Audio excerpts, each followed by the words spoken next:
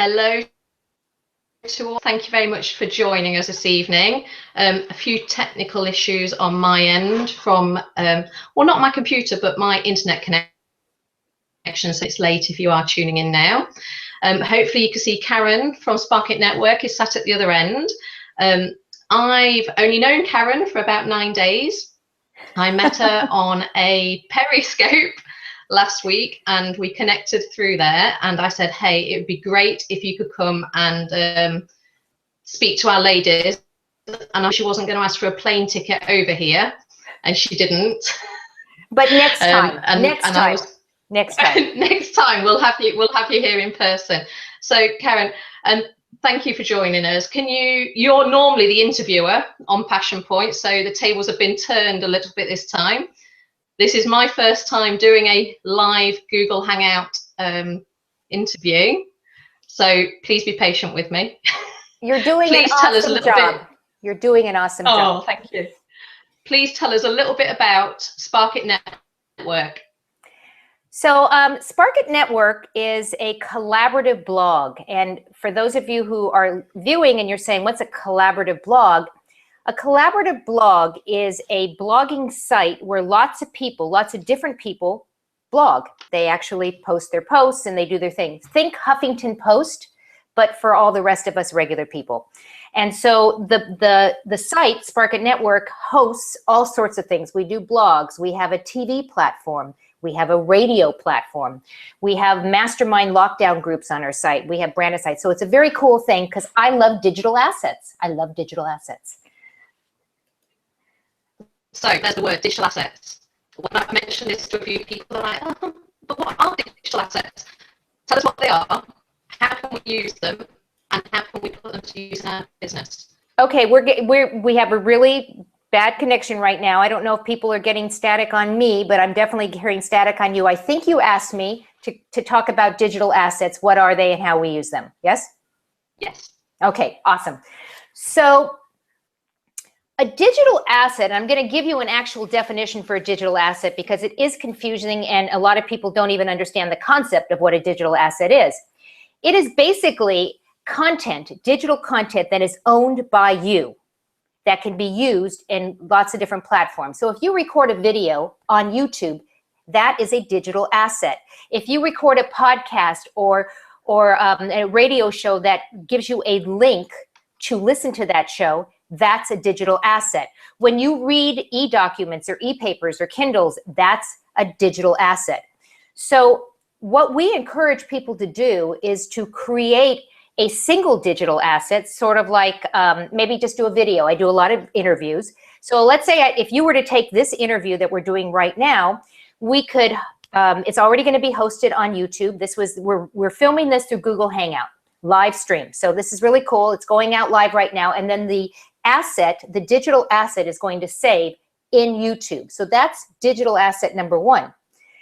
Now is where the magic comes. I believe in working smarter, not harder. So you take that digital asset, and the next thing I do is I strip the audio out of it. And there's lots of programs that you can do that with. You would download it right from YouTube. It allows you just to download from YouTube. And then I go to a program called Audacity. And it's a free program online. It's called Audacity, A-U-D-A-C-I-T-Y.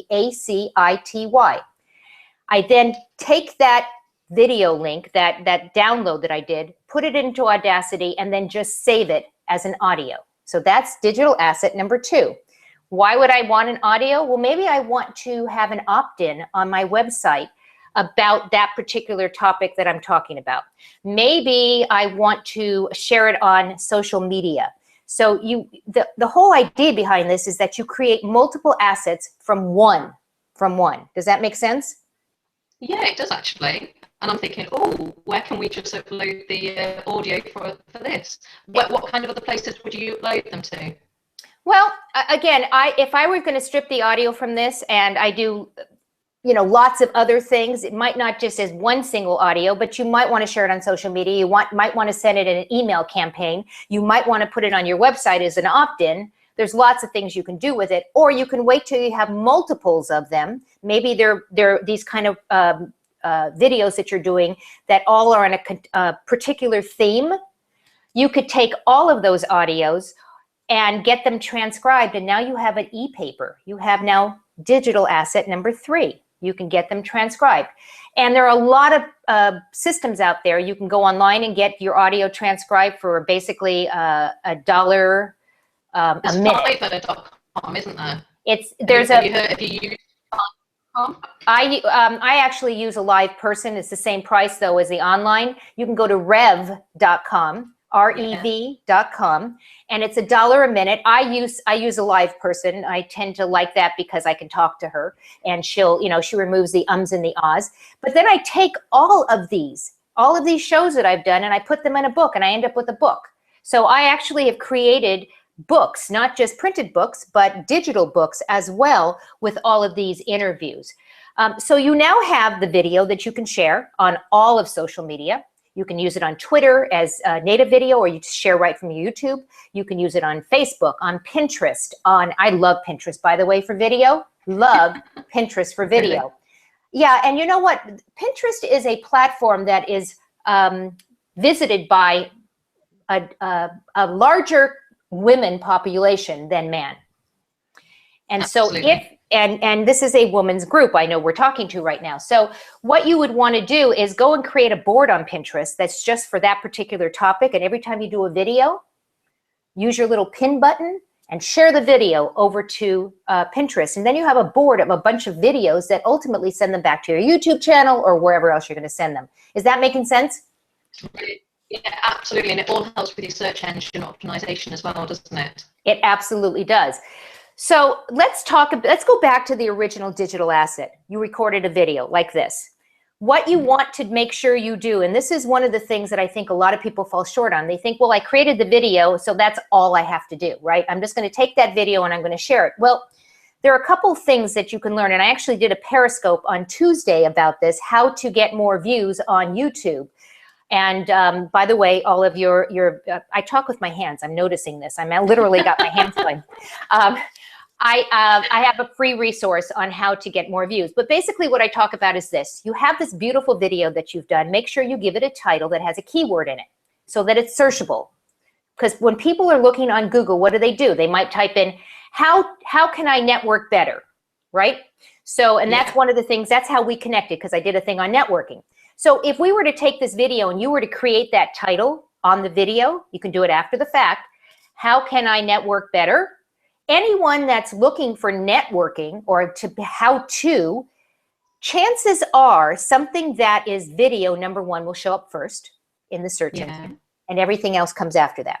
So chances are that if you keyword this correctly, if you put the right words that people are searching for, they're going to find you. So in the title, you want to make sure that you have searchable words, and it needs to be more than 2 words. You just don't want to say, go network. That's not going to happen. It's how to network at a networking event, or how to whatever. Then the next thing you do is I was going to say, my brain's already working overtime. I'm imagining that our members and our guests are also thinking how they can use this in multiple ways. Absolutely. You know what? And Claire, as they're watching, I think that there is actually a place for them to put questions. We can't see it now, but we can always go back and take a look at those questions on that particular video, on this video. Okay. That'd be great. And then I've also got my Twitter open. If anybody wants to tweet us whilst we're on, I've got my Twitter open, so awesome. I can take questions through there. I know. Check me out. That is awesome. I'm learning. You're doing awesome. So if you do want to tweet us whilst we're on, like, well, I say I'm accessing it. It was there a minute ago. It's gone now, but I can do. It's at ABW Networking on Twitter. Please give us a tweet, give us a question, and I'll try and find them before the end of the interview. Caren, you've mentioned networking a few times. You're an experienced networker. Do you think that digital will ever replace face-to-face? I think that digital has a place in networking, because just like you live where you live and I live where I live, the chances are we're never going to meet in person unless I get on a plane and fly there, right? So we are networking. We are face-to-face. I look at online networking being something where you don't actually make a connection physically or personally or face-to-face or voice-to-voice. So online connections would be typing a comment to somebody on Facebook in response to a picture. That's online. You might not really know them, but if you take them offline, and the way to do that would be something like this, or something on a Skype call, or even a phone call. That's offline for me. That's how I define offline, where you actually take the next step and have a voice-to-voice contact, however you decide to do that. So and I'm going to say something to you right now that's going to sound really odd, because I do network a lot. I hate networking. I hate it. I hate it with a passion. And that's probably why I do classes on it, because I don't know about you, and I don't know specifically about your networking group, and I'd love to hear more about it, but people tend to walk into networking groups, and then I have this expression, I say they show up and throw up. And what I mean by that is they come in with their stacks of business cards, right? And they walk up to everybody and anybody. They have no idea if those people have any interest in what they're talking about or selling or promoting or pitching. And they go, here, take my card. Now, what do you think happens when somebody takes your card? They put you on their email list or they throw it away. So I tend to look at networking as more strategic. Would you like to hear how I network? Go on to hear it. See if it compares to our style of networking. Okay, well, I show up at a networking event, and I literally say I'm here for an hour.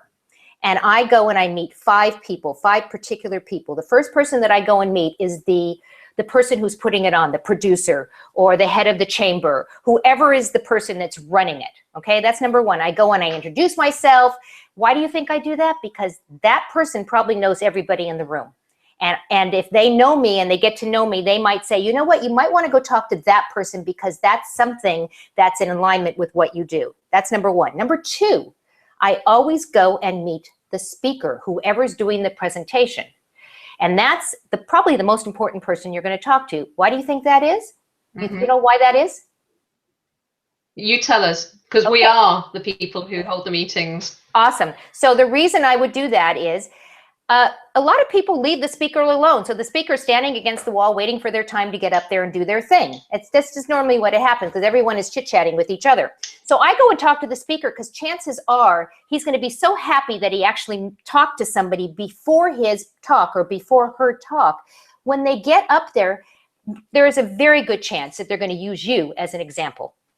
They're going to say, and you know when true. Yes. It's true. I talked to Caren earlier, you know, she's a digital marketer. She does blah, blah, blah. She's now giving you visibility that you couldn't have paid for. You could not have gotten on your own. So that's number 2. First is the producer. Second is the speaker. Number 3, 4, and 5, I go find the yappers. So what's a yapper? A yapper is, a yapper is somebody. I wonder who in our group is a yapper. So I define yapper, the one that holds court. Everybody knows them. They're the ones who are talking to everyone, and you can pick them out. When you walk, would you not agree, Claire? You walk into a networking group and you can look around and you can see exactly who's holding court, exactly they're the yappers. And they're important because when you go over there, I go and talk to the yapper, and I go as a buyer, not as a seller. So I don't even bring business cards. I don't even bring business cards to networking events. I go and I talk to yapper number 1, and I ask them, you know, how are they? What line of work are you in? What problem do you solve? I get into a conversation, and then I move on. Yapper number 2, and then yapper number 3. And then the last thing that I do before I leave, because I'm almost done, the last thing that I do, because there's my dog. I'm only spending 5 minutes for each group. I introduce the yappers to each other. I introduce the promoter to one of the yappers. I introduce the yapper to the speaker. I make some connections. I am known as the girl who connects because that's what I do. So by the time I leave, everyone thinks that I am like, wow, she just flew in here. She's introduced me to this person, that person. Who do you think they're going to be talking about when I leave? Me. And who are they going to be looking up? Who are they going to be looking up? Now, I say I don't bring business cards because I want to be in control, but I take business cards. I will ask those specific people that I want a card for. I will take a card. And then I never put them on my list unless I have permission. And then I follow up. And we'll talk about follow-up because that's the most important part of all of this is the follow-up. Yeah, and you know that. Absolutely key tip in networking. So you mentioned a networking group. And for our listeners as well, we are a networking group for entrepreneurial business women. So the reason Andrea and myself started this is because we're both self-employed business women. Right. And all the networking groups around were very corporate. And when you're self-employed, you don't get the opportunities to develop yourself and go to business meetings that can help your business, not the big guys. So we thought, you know what? And we did. And now we have over 400 women in the East Midlands covering Leicestershire, Derby, and Nottinghamshire. And it's incredible, amazing. Some women are just starting out in business. Some have only got the ideas brewing in their heads. Some have been in business for 20 plus years.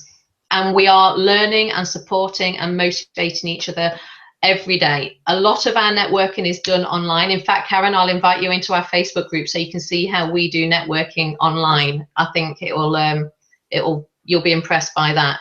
And then we have offline meetings as well, 2 a month. We have an evening one and a daytime one. All are geared towards helping our ladies learn something new. Wow. The heavy focus for the last couple of weeks has been Periscope, and we've been pretty hard hitting on the Periscope because we believe it's a fantastic tool. If it's only here for the next 6 months, then let's make it work for us while it's here. Don't you agree? Yeah, I totally agree with you. Totally agree with you, because it creates digital assets. I mean, literally on the fly. So good for, first of all, congratulations on doing such an amazing job to you and Andrea. Well, thank you very much. A lot of people, and you're really providing a service to people that really, really need it. And so congratulations to you. I just want to, pat you on the back and just give you credit where credit is due. Well, thank you very much. We love what we live and breathe it. We really do. A lot of our ladies work from home, and a lot of them work from home alone during the daytime. What top tips have you got for them? Okay, you cut out, so I'm going to have you ask me that again. No. Yeah. So a lot of our ladies work from home and they're alone a lot of the time during the day, especially when the children are at school. What top tips have you got for those ladies? Okay, well, that's like a hot topic, I know, and because I work at home too. And for me, the tips that I would give you is create some structure around your day. Come to work wearing work clothes, not your pajama bottoms and a t-shirt, because your frame of mind is I'm working. When you're sitting there in your pajamas, not so much. You're not in your business right now. You are just by your business. You kind of did a drive-by. I think I'll sit down and do some work. So get dressed for work in the morning. Have a plan as to what you're going to be doing during the day. Some people suggest the night before, create a list of all the things that you need to do. Some people suggest you do it in the morning. I tend to do it the night before, and as I'm digital, I do it all online. However, those things, I always have a pad of paper sitting next to my bed, because invariably I wake up and go, oh, I better not forget that, and I'll write it down. So what I suggest you do is literally schedule time in your calendar every single day for those items that you do every single day. For instance, social media posting. I have in my calendar every single day 1 hour that I specifically go into social media and I do all my posting. I go and I share posts, I like posts, I am on LinkedIn, I'm on Scoop It, I'm on Cloud. I mean, I'm all the different things, and I spend time every single day. So that's scheduled into my calendar. It's an appointment with social media. I also schedule time to learn. So I have every single day, I have time in my day where I learn something new. Are you there? Caren, I am. You just completely went on me then, but we're back again. Fingers crossed, I think. Okay. Oh yeah, you can hear me. Good. I can hear you. Sorry. Yeah, I can hear you. You're a little staticky. So, I mean, those are the tips that I would say. Structure time. Put time in your calendar. The calendar is your friend. To-do lists are only as good as the person who is writing them and actually doing the tasks. So I tend to make my to-do list and then take those to-dos and put them in my calendar. That's actually something that David Allen suggests in Get It Done. It's Getting It Done. It's a great book, by the way. And it's a way to kind of structure your business. You just led me really nicely into showing you one of the products that we made. Okay. That I sit on my desk with. It's a business planner. So we can. Oh, can you not hear me? Oh, I see it. Okay, show it again. Oh, sorry. This is our business planner. Can you see? Yes. So Andrew and I created that earlier this year for our ladies. So like you said, you can plan in and you can diarise what you need to do for the week. Do you use scheduling I do. tools? Yes, I do. Which one's your favourite? The one that I use, and I absolutely love it, and I'll tell you why, is called Visita. Visita. Oh, I've not heard of that. And Visita Visita, as in the tree? V as in Victor, and then CITA, Visita. Visita.com. Oh. And for all of your listeners and your viewers, I can give everyone a 30-day free trial if they want to do that. So just let me know. Check and I can, out, ladies. Yeah. So let me tell you why I like it. First of all, it coordinates with my calendar. Number one. It also allows you to create as many different services as you want to provide. So for instance, when you made that first appointment with me, right, you went to my calendar, you found I did very quickly. Right? And you created, you went and said, okay, I'm going to talk to Caren for half an hour for strategy. I literally have my coaching services in there. I can take money with my scheduling program with Visita. I can take it either via PayPal or Stripe, and it's integrated right into the program. So if I set up an appointment with somebody and it's for a fee, I can send them a bill right through the system. It's also a CRM, a customer relationship management program. Yeah, we just invested in one of those. Yeah, so what's great about that is, as you know, you can track the people that you're working with. So I use that, and then I take the codes, I put it in my website, a little pop-up window. I put it in my social media on Facebook. People can contact me and make an appointment. I put it at the end of all my blog posts. I put it on my YouTube videos. So again, that's the call to action. You got to tell people what to do, right? They got to tell them what to do. So I use Visita. I love the program. Okay, that's one for us to all check out and get our free trial through you. We'll be doing that, I'm sure, or some of our members will be. Recently, a little bit of another hot topic. Emma Watson, the actress, has self-diagnosed herself as suffering from the imposter syndrome. Imposter syndrome? Yeah. Okay. The imposter syndrome, where she doesn't feel good to be doing what she's doing. She doesn't feel like she's good enough to be the superb actress that she is and speaking at the UN. And this is something that a lot of women in particular feel.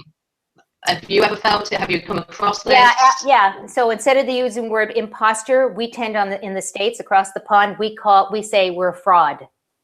Yeah, that's what she feels like, a fraud. A fraud. And you know what? That is I've had that feeling where I don't understand why people think I know what I'm doing because I don't think I know what I'm doing, kind of thing. I'm not good enough. I don't know if that's inherent to women as much as it's across the board. Just people, don't feel good enough. But I see it in women all the time, and it always amazes me. I'm actually amazed that Emma Watson said, she feels like an imposter.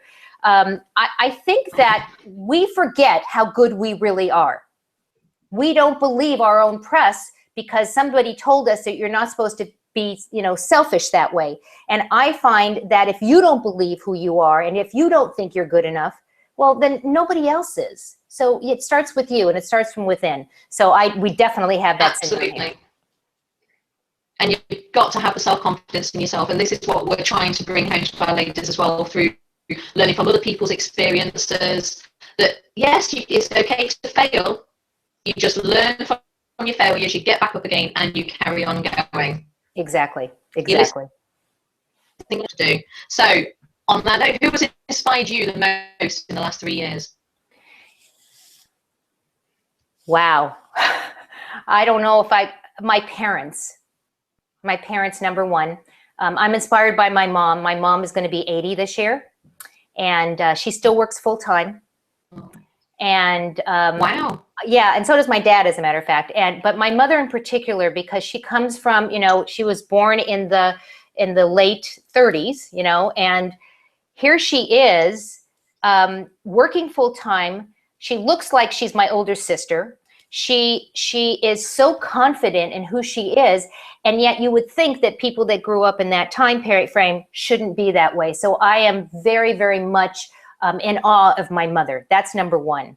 Number two, there are a couple of women in my life that have really mentored me and have helped me push past my I'm not good enough, quite frankly. And the thing that goes along with the I'm not good enough, I don't think anybody should pay me. I don't know how to ask for money to pay for my services. Have you found the same thing? I mean, that goes hand in hand with I'm an imposter. How can I ask for money? Absolutely. Yes, absolutely. And in fact, I'm seeing a lady tomorrow morning who encourages people to double their costs, and she knows that you won't lose customers if you are good enough at what you do. You can double your costs and give yourself more time by doing it. Absolutely. And so this one, actually the one person, her name is Renee Kamstra. She is just an amazing woman. She's a coach, and she is just not just a life coach, a business coach. She has students, mentorees all around the world. And she's the one who really has driven it in my head. You have got to charge, number one. You have to charge. That's the first thing. And then secondly, you have to charge what you're worth. You need to value what you are bringing to the table, and you need to get paid for it, because if you don't put value on it, the people that you are working with and the people that you meet every single day at networking meetings and wherever, if you don't value what you do, nobody's going to pay you. So you have to be able to say to yourself, I'm valuable, what I bring to the table is important, and this is what I charge an hour, or this is what I charge per product, or this is what I charge for whatever. So that's what I do. And that particular mentor has really changed my life. Okay, I lost you for a big point of that. I'm going to catch that on the replay when I watch it on YouTube. The connection's gone really bad again. Yeah, yeah. You actually disappeared. You've disappeared again. Yeah, so did you. But we're here again.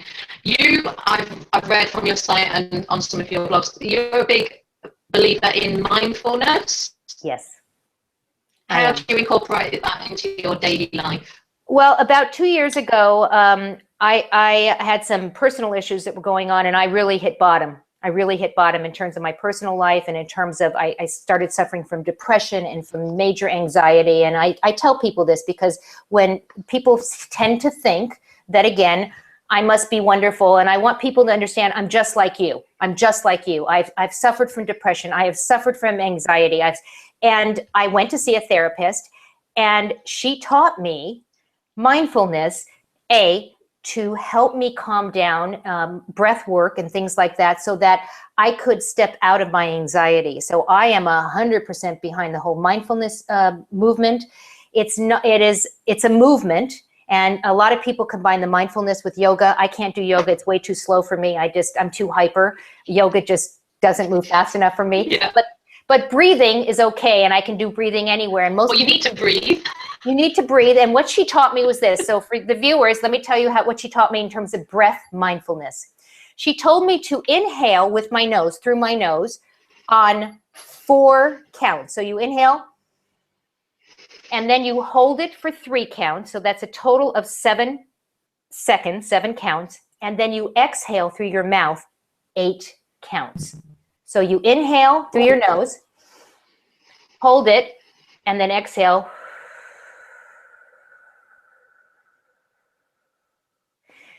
Now, believe it or not, most people are going to have difficulty with that after the 3rd time, because it really forces you. Yeah, and you are focusing. And I struggled with that, but now I can get through it, maybe 10 times. So that's how and then by the time you finish, you're just, okay, I can move on. So mindfulness is a great practice. There's lots of great books out there. I have some, but I don't have them in front of me. John Cabot, Zen, I think, is one of them. He has a great book on mindfulness, but there are some great stuff out there. Get it on audio. They'll do mindfulness exercises where you can just listen to it. Yes, they do. I listen to a lot. Are you audio? Are you Kindle? Or are you hard copy? Yes. All of them. All of them. I'm kind of similar. I've been known to buy the book, the printed book, buy it on Kindle, and buy it on audio. I don't know why, because sometimes I think I don't know why. I don't know why. I can't help myself. But I tend to buy personal development books. and business books in print so that I can highlight, I can underline, I can make notes, I can bend down the corners, I can go back and read. And I tend to do all my fiction stuff on audio because that's great to be able to do it in the car whenever you're just have some time to do it. And then Kindle, it's a great thing if you're going on vacation. I mean, so I have my reasons actually for having it in different modes, but it's different strokes for different folks.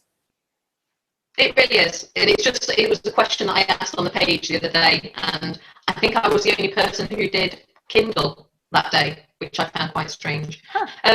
I've had a question on Twitter from actually it's a local man called Luke, a man. He's not an aspiring businesswoman, he's a businessman, and I'm hoping he'll be tuning in because he knows that we're going live. And his question is, how can we create credibility through content marketing as many of his clients are struggling with it? What a great question. Let's go back to digital assets. Let's go back to creating video. So this is for Luke. His name is Luke, right? So yes, Luke, what I'm going to suggest for your clients and for yourself, for anybody who's listening, come up with those 10 questions that people are always asking you about your line of work and what you do. 10 questions. And then go and record a video answering each one of those questions. 10 different videos, not one video with 10 answers, one video per question and answer. Create 10 of them. Then you put them into a playlist. Then you promote them on Twitter. Then you promote them on your website. Then you promote them on social media. Put them into an autopilot. There's lots of different automatic programs out there. I will tell you, I use Post Planner for Facebook. Yes, I do too. Yeah, it's a great program. And it also will tweet. It will also take your stuff out to tweet. It's a free program, but you can also buy a premium program, something that you're going to pay for. Right. And then Hootsuite is also, if you want to do something just in terms of Twitter, and they have the free version, you just go in and do it. So I look at those two programs as my autopilot, and that's the way you get your digital content. And the reason why I say use video is the conversation mode is not just your words, it's your being, and it's your voice. So when people can hear you, see you, and then read the verbiage that's below the video, they get to know you. You have to create relationships. People are not going to do business with those that they do not know, like, and trust. And the most easy way to create that relationship is to get in their face. And you asked very specifically before, what, offline versus online. This is a great way to take your personality offline and create these videos. So important. And then have a call to action in that video. Each one of those videos need to have a call to action, because when they go and watch the video, if you have nothing in there as to tell them what to do next, guess what? They're gone. They're gone. Absolutely. They don't, because you didn't tell them. So tell them that, watch the rest of the questions here, put the link to the playlist, or connect with me and have a complimentary strategy call. Click on this link. Give them a call to action, because all this stuff that you put out there, if you don't tell people what to do with it after you put out there, you're just spinning your wheel. So I hope, Luke, that answered your question, is to go and take those digital assets and use those to market the relationship. Thank you, Caren. I'm just going to check Twitter again.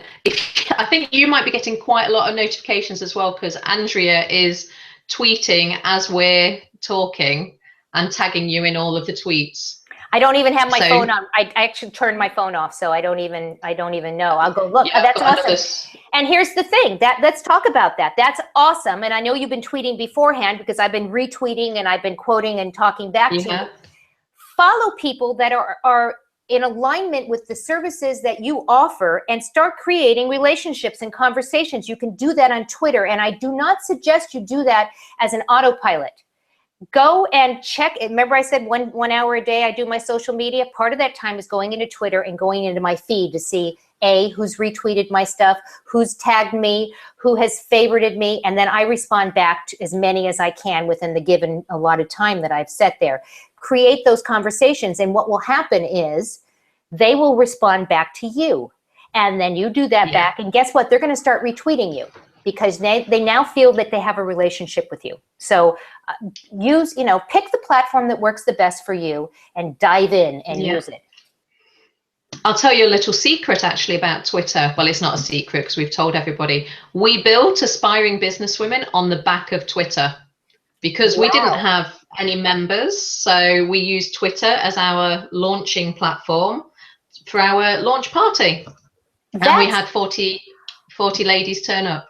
That's awesome. That's awesome. But that is that. So you are the walking example as to how this can work. I look at social media this way. Exactly. Twitter's like a bar, right? Twitter like a bar. There's only 140 characters and it's fast. It's very fast paced. If you miss it, and it's gone, right? So if you're sitting in a bar, you're having all these conversations coming at you. That's Twitter. Facebook is like going to a barbecue. You hear, you hear about, people, what's going on with people's personal lives. Sometimes work comes up. It's more of a barbecue. And lastly, your LinkedIn is very much a business tool. So if you don't want to go down the rabbit hole of social media on Facebook and end up spending way too much time there, gee, I resemble that comment. You go into LinkedIn. There's a thing that you can do on LinkedIn that can really show, and this is going to go back to Luke. There is something on LinkedIn. He's listening. I've just seen he's listening. Okay, well, awesome. So this is good because on LinkedIn, there is something called Pulse, P-U-L-S-E, Pulse.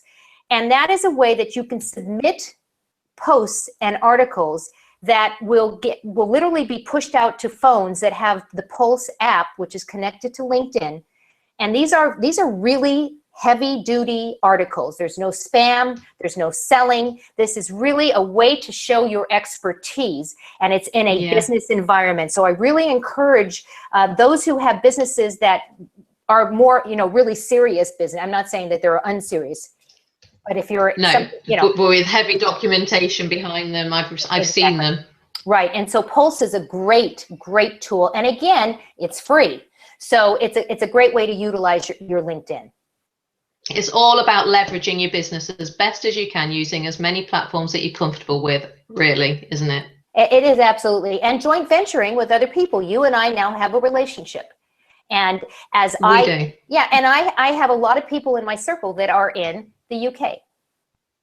So I now know. You have to tell us who they are. Exactly. So I now know that when women are looking for a place to network or a place to grow, I now know that I can send them to you.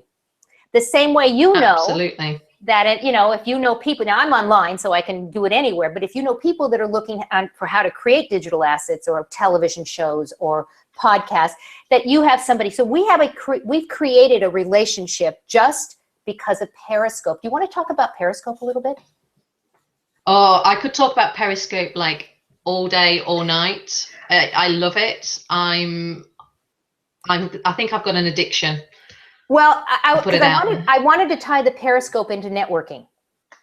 If you bring your phone with you to a networking meeting, and remember we did the 5 people, why not pull out your phone and do a quick Periscope right there with those 5 people? Well, first of all, you'll get a crowd around you. Right now, you're going to become a yapper, and you can do those 5 videos. Now, what I alluded to and we didn't talk about yet is the follow-up. So you take that Periscope, which again, if whether it lasts 6 months or 6 days, it doesn't matter, because as long as it's out there, you can create content. Take those 6 videos or the 5 videos that you just did, drive it over to your YouTube channel, and then send that person an email with that YouTube in it saying, it was so great to meet you. I really learned a lot about you. Here's the video that we did that we talked all about you, right? It was all about them. And now they're going to share it because it's all about them. Or send them a card. That stands you out from the crowd. And that is what it is all about. Just last Thursday, we had the Ladies Who Lunch meeting. There was only a few of us there. And I introduced a few of our ladies to Periscope at the meeting and kind of bullied them into doing a mini intro about themselves around the table. That's and they awesome. loved it. Yeah, that's I think they loved it. I totally, and again, I'm going to pick on Luke because Luke is the one who was nice enough to actually send in a question. The other thing that you can do with these Periscopes is actually create a theme on which you're always doing Periscopes on that theme. I do one called 5-4-5. I do 5 tips in 5 minutes. I have the attention span of a flea, so I do it so that people can quickly, get their information. But what I was just saying is this program is I do it every week. So I am developing content as I go. It's every Tuesday at 2 p.m. Pacific time in the States. But I record, obviously it's recorded. And then I take that Periscope and I blog it.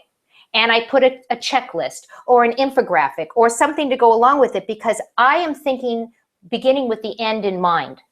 I am going to create a product with all of these things. I already have the product set out, that I know exactly what I'm doing, because when you know what you're going towards, you know what the pieces are you need to do in advance, right? So that's what I'm doing, and it's very exciting. So if you're working with clients and they're going to do some videos or some Periscopes, whatever, begin with the end in mind. Think about what the message is that you want to get out. Think about what it is you want to do with all this stuff. Great. Right, heading towards the end now because I'm conscious of time. What drives you, Caren? What drives you? Because being self-employed and working from home, you have to have something that makes you get out of bed every day. Are you goal driven? I'm goal driven. I'm not money driven, which is an issue. I should charge for more things that I do, but I am goal driven, not because I want somebody to say good job. I want to feel good about what I did. So I am driven by wanting to help people, and I have a passion for that. I have a strong passion for it, so that when the light bulb goes on, when I'm talking to somebody and they go, oh my God, I didn't realize I could do that. I can't wait to go home. That for me is the best thing in the whole world. If that happens, and when that happens, I know that I am following my passion. I know that this is where I want to stay. So that's what drives me. Was it one of your books that was called Promote Your Passion?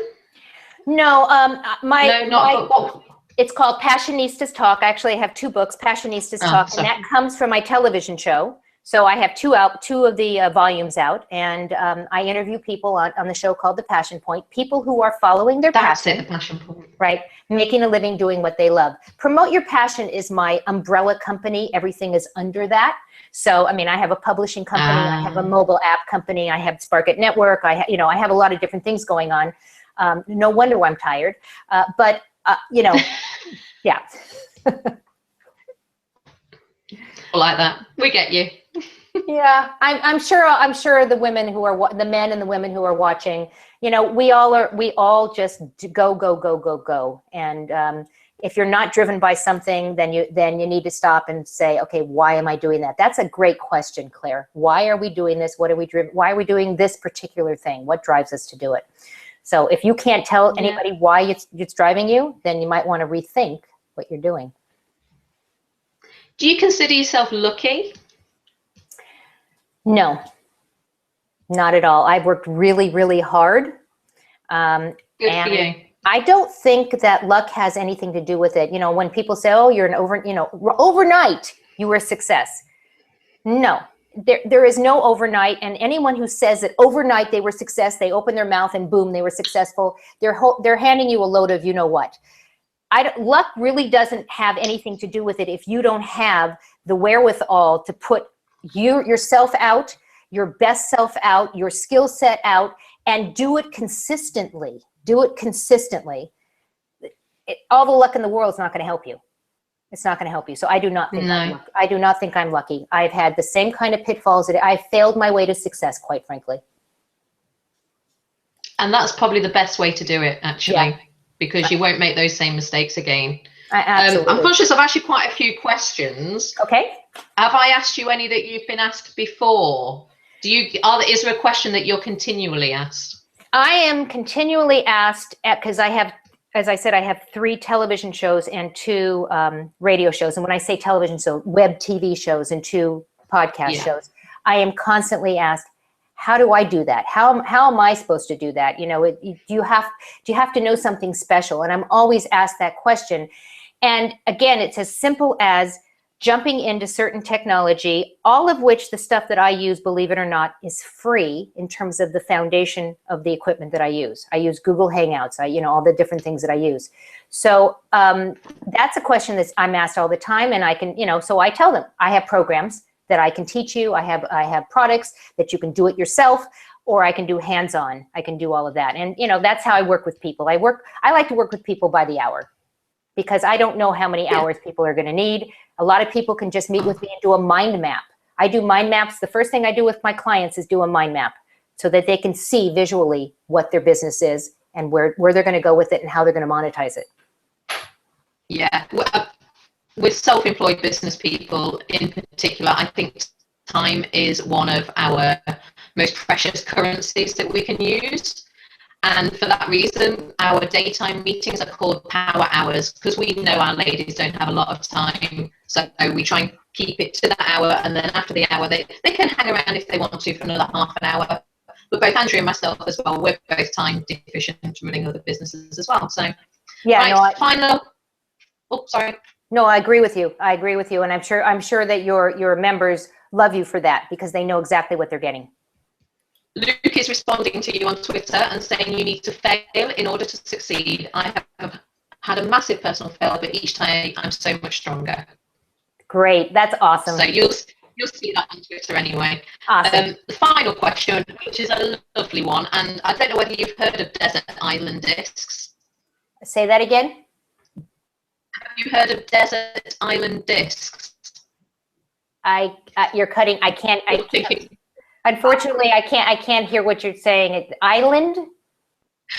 So in the UK, and I don't know whether it's still going or not, there was a radio show where they had people on and they would ask them what 3 items you would take to a desert island.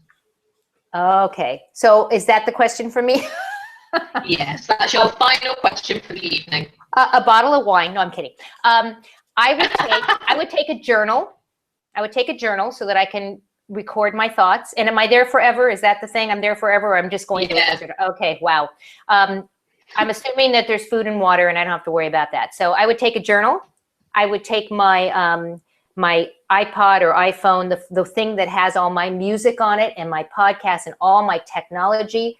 And I would take my air card so that I could connect with the internet.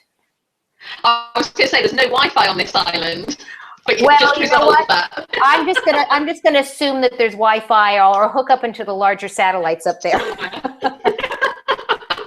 Well, thank you so much, Caren. You are so welcome. I have a gift for everybody if they are so inclined. Oh, I have a free gift. It's a free gift. So what I would like people to do is I'm going to give away a YouTube book, How to Get More Visibility Using YouTube. I think that would be valuable because it's all about the digital assets. So all they're going to do is go to sparkitnetwork.com. You can see it on my lower third, sparkitnetwork.com/YouTube. Okay? That's simple enough. Yep, that's all they have to do. sparkitnetwork.com/YouTube. And then if they really want to jump into Periscope, we have free resources on our site. You don't even have to opt in. If you go to sparkitnetwork.com. Some of our members have. Pardon me? Some of our members have done the leap into Periscope. If they want to get my free resources for Periscope, it's again, sparkitnetwork.com/Periscope. And there's a book, a free ebook in there, how to get started with it, how to set up your phone, how to do all that stuff. And then an infographic as well as a checklist so that people can get started on Periscope. And every Tuesday, as I said, I do a 5 for 5 and I talk about all these amazing things. And then I put that on that same site with the Periscope at the end, sparkitnetwork.com/Periscope. All of my shows are there. So it's continually growing and you'll be able to see all the stuff there, and everything is free there. Everything is free there. Right. We don't charge, we don't even do an opt-in there. We don't even do an opt-in. Just free. That's amazing. Thank you so much.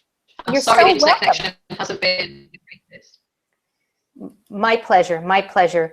So whenever you're ready to say goodbye, I'm going to hit the stop broadcast button. Yeah. Thank you for listening, guys. See you on Twitter and Periscope. Bye-bye, everyone. See you.